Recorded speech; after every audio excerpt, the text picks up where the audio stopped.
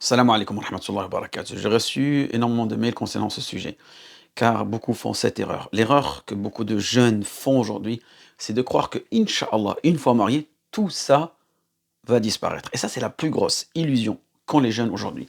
Et c'est faux. C'est faux médicalement. C'est faux dans la réalité. La réalité prouve le contraire de ce que tu dis, mon frère. Donc si toi, mon frère ou ma sœur, tu es encore célibataire aujourd'hui et que tu crois que c'est juste un soulagement d'un désir intime, d'un désir sexuel réprimé jusqu'au mariage et que ça va s'arrêter après, j'ai envie de te dire, ça ne va pas arriver du tout, wallahu alam. Au contraire, c'est même l'inverse qui va se passer. Et ce que je te dis là, je ne vais pas le répéter, je ne vais rien dire aujourd'hui sans te donner un appui, une référence médicale ou une réalité vécue de certains frères, certaines sœurs. Et cette réalité, elle vient d'où? Elle vient du nombre de questions et de plaintes que les prédicateurs reçoivent et que moi-même, je vous ai dit, j'ai reçu plusieurs mails concernant ce sujet. Ce qui se passe, mes frères, c'est que les plaintes arrivent qu'après le mariage. Quelqu'un il te dit, je n'arrive pas à m'arrêter, même après le mariage. Et que ça impacte même ma relation. Et que parfois ça prend le dessus sur la relation conjugale normale. Et ces questions-là viennent souvent de gens qui ont peu de pratiques religieuses dans un premier temps, et pour ceux qui ont moins ou pas de pratique. Certains pensent même que c'est nécessaire dans la relation elle-même. Pourquoi? Parce que les médecins expliquent ce phénomène, ce qu'on appelle l'adaptation sexuelle, l'adaptation intime. Maintenant, entrons un peu plus dans le vif du sujet. Et on va voir que c'est beaucoup plus profond. Allah subhanahu wa ta'ala nous a créés avec un cerveau qui construit ce qu'on appelle un circuit d'habitude. Et on avait déjà mentionné ceci dans un de nos cours. Et ceux qui ont écouté ce cours-là, Inch'Allah, ils pourront plus vite mettre ça en pratique. Donc imagine la quantité énorme de tâches mentales qu'on fait chaque jour. Si ton cerveau devait réfléchir à chaque fois avant de les faire, il s'écroulerait. Allah ne nous a pas donné le cerveau pour cela. Donc quelle est l'alternative? Allah crée en nous un mécanisme qu'on appelle le habit loop, donc un circuit d'habitude, pour vraiment automatiser tout cela. Tiens, 2 ou 3 minutes de concentration, c'est le cœur du sujet. Ce mécanisme explique l'addiction en général. Et je vais te donner un exemple. Un exemple, et ensuite, on revient, Inch'Allah, pour bien comprendre ce qui se passe. Quand tu apprends à conduire pour la première fois, tu es à fond, tu es concentré sur la conduite. Mais 1 an, 2 ans, 3 ans plus tard, tu te rends compte que tu organises ta journée pendant que tu conduis. Tu vois? Tu te dis, tiens, je dois faire ça. Non, je le ferai pendant que tu conduis. Hein? C'est vrai ou pas? Tu passes même tes appels pendant que tu conduis. Alors qu'au début, ça c'était impensable. Parfois même, tu te déplaces d'un point A à un point B sans même t'en rendre compte. Ah, je suis déjà arrivé. Et un autre exemple, tu veux passer un appel important. Tu prends ton téléphone et tu te retrouves 45 minutes plus tard sur Facebook sans avoir passé ton appel. Est-ce que c'est déjà arrivé ça? À un nombre d'entre nous. Tu ouvres une application automatiquement, tu plonges dedans sans réfléchir et tu oublies la chose la plus importante que tu devais faire. Pourquoi on se retrouve dans ce mécanisme-là, dans ce habit loop? Parce que ton cerveau, une fois qu'il a vu cette action se répéter, il l'a déplacé vers une autre zone du cerveau, qu'on appelle les noyaux gris centraux, ce qu'on appelle les ganglions de la base. Donc, dès qu'un signal déclencheur arrive, le circuit s'active tout seul et tu n'as plus besoin de réfléchir. Donc, c'est une ni'ma d'Allah subhanahu wa ta'ala. Et parfois, cette ni'ma, ce bienfait, peut être aussi ne porter préjudice lorsqu'il est utilisé dans de mauvaises habitudes. Et tu te retrouves automatiquement sur Facebook, sur TikTok, tu te dis, mais je voulais même pas faire ça. Pourquoi est-ce que je l'ai fait? Parce que tu as créé cette habitude. Ton cerveau s'est déconnecté consciemment et ton corps a agi automatiquement. Et c'est là que vient le rôle des 3 éléments clés de l'addiction. Donc ce qu'on appelle the trigger, ce qui est le déclencheur, numéro 1. Ensuite, on a ce qu'on appelle l'action répétée.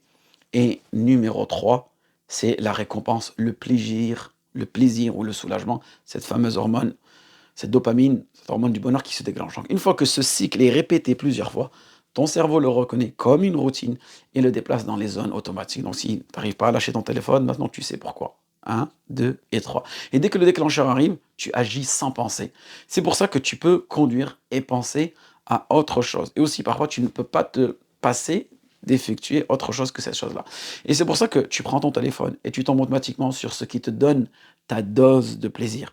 Même le simple fait de tenir le téléphone dans ta main devient un déclencheur, une certaine zone de sécurité. Et quand ce déclencheur a été activé des dizaines de fois, le cerveau dit à ses circuits automatiques, dès que tu vois ce signal, coupe le cerveau conscient, pardon, et fais ton action habituelle. Donc voici une petite synthèse claire, concise et directement actionnable à partir de la vidéo qui regroupe toutes les solutions principales, hein, évoquées ou suggérées. Et voilà que tu tombes dans ce piège-là. Maintenant, les solutions concrètes contre l'addiction à la pornographie. Première solution, déjà rompre avec l'illusion du mariage comme solution.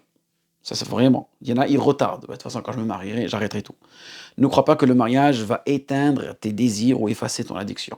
Et si tu n'as pas traité le fond du problème avant, tu le transporteras dans ton couple, parfois en pire. Deuxième chose, casser la routine et le circuit d'habitude. Comme je dis, le cerveau, il fonctionne avec le habit loop, ce cercle d'habitude, ce déclencheur action-récompense. Pour casser ça, il va falloir changer l'environnement physique, les lieux, les ambiances, couper l'accès aux déclencheurs, téléphone, réseau, l'isolement, vidéo, musique, ainsi de suite. Et troisième chose qui est très importante, ne pas rester seul. Car l'isolement est l'un des plus grands déclencheurs. La solitude, plus la nuit, plus l'ennui. Qu'est-ce que cela signifie? Est égal à quoi? Terrain glissant. Donc sors, va avoir des frères, parle, bouge, inscris-toi, sois dans la présence sociale. Plus, et évite aussi, numéro 4, évite d'y penser. Plus tu luttes mentalement contre l'envie, plus tu l'alimentes. Détourne ton attention, bouge ton corps, change d'activité, essaye de sortir ça de ta tête. Ça va être dur les premières fois, mais pareil, le mécanisme, le hoop, quand il va être enclenché, tu pourras t'en débarrasser. Donc remplis ton temps par du sport, de la lecture, des objectifs réels. Et numéro 5, très important, agis immédiatement. Il n'y a pas de guérison progressive dans l'addiction. L'addiction, il faut la couper, on l'arrête net. Puis on tombe et on se relève net aussi, mais jamais, jamais doucement. Pas de je vais diminuer peu à peu. Ça ne marche pas avec ce genre de péché. Il faut y aller frontalement.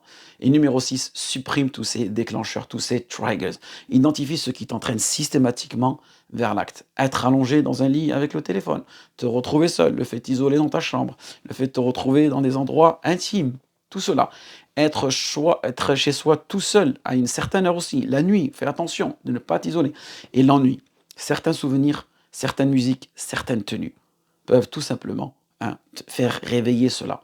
Et supprime au moins un élément du combo déclencheur si tu es seul, que ce soit pas la nuit. Et si tu es chez toi, fais en sorte d'être occupé. Tu vois, joue avec lui maintenant.